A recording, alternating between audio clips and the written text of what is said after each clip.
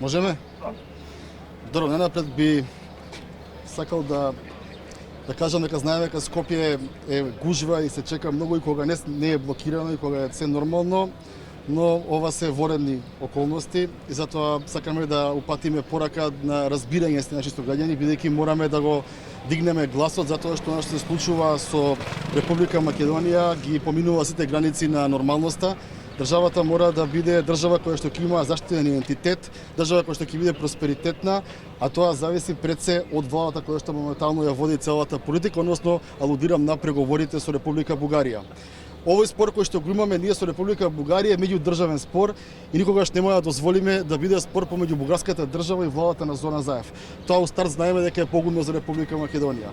Второ, она кој сакам да го истакнам е тоа дека сите 120 пратеници во собранието, целокупната македонска јавност и најголем дел од владините министри поима немаат што се случува, кој за што преговара и што е на масата, што е во рамката, што не е во рамката.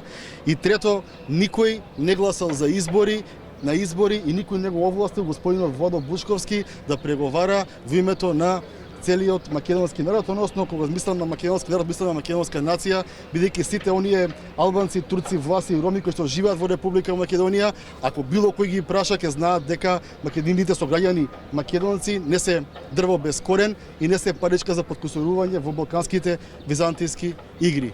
Во име на тоа денеска повторно протестираме, го дигаме гласот, алармираме, бараме демократија, бараме народот да знае што се случува, бараме собранието да дискутира и бараме нешто што е нормално, а тоа е еден општествено-политички консензус во врска со преговорите со Бугарија или со било кој друг сосед. Доколку имате прашање, ви ставам на располагање. Благодарам.